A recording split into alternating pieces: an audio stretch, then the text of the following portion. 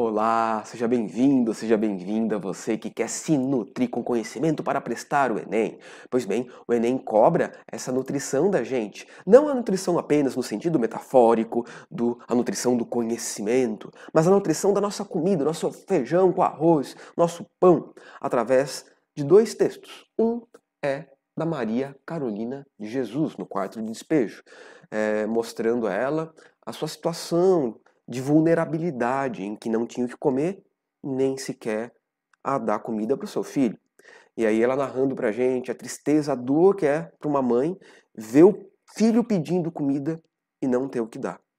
Isso foi algumas décadas atrás, década de 50, início da década de 60. Porém, na década de 2020, 2021 especificamente, algo parecido está acontecendo no Brasil, na região de Pernambuco, em que a trabalhadora também estava sofrendo problemas para se sustentar e não tinha nem leite para dar para sua bebê em alguns dias. Então temos essas duas situações apresentadas aqui para a gente.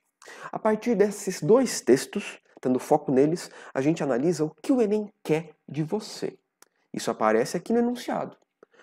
Considerando a realidade brasileira, os textos se aproximam a apresentarem uma reflexão sobre o ou a. Então, os dois textos têm algo em comum, mostrando aí a falta de comida da trabalhadora que tenta sobreviver e nutrir seus próprios filhos. Então, os textos eles não são algo distinto. O próprio enunciado está dizendo para a gente que os textos se aproximam. É algo bem próximo. E a partir dessa realidade brasileira, a gente pode fazer uma reflexão. Ou os textos nos permitem, nos convidam a uma reflexão. Que reflexão é essa? As 5 alternativas estão aqui. Recorrência da miséria, planejamento da saúde, superação da escassez, constância da economia, romantização da carência. Vamos começar de baixo para cima. Romantização da carência? Tá fora. Eu não estou dizendo que a carência é algo bonito, olha como é nobre a gente fazer o jejum e superar a comida, a miséria enobrece o espírito. O texto não está dizendo isso. Talvez você goste desse ponto de vista e é legítimo você ter a sua opinião, mas atenção, não é isso que os textos estão nos dizendo. A gente tem que ser fiel ao texto. Os textos estão convidando a gente para refletir não sobre a romantização da carência, é sobre outra coisa, então. Seria a constância da economia? Que constância? O que é economia? Para falar de economia, teria que apresentar algo sobre o PIB? Não está falando nada sobre o PIB. Está falando algo sobre a inflação? Também não.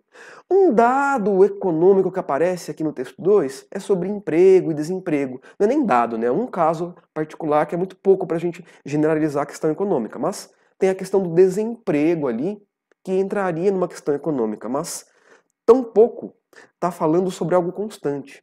As questões de emprego e desemprego no Brasil, elas oscilam muito ao longo dos anos. Então não dá para dizer que tem uma constância e muito menos que o ponto central é a economia.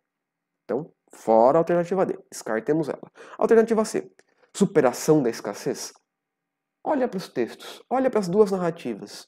Elas estão falando que superaram a escassez de comida e conseguiram sustentar seus filhos? Não, estão dizendo que não têm o que dar de comer para os seus próprios filhos. Não está superando a escassez, não. B, planejamento da saúde.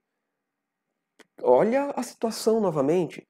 Elas estão sofrendo. E a partir da desnutrição, muitos problemas de saúde podem acontecer.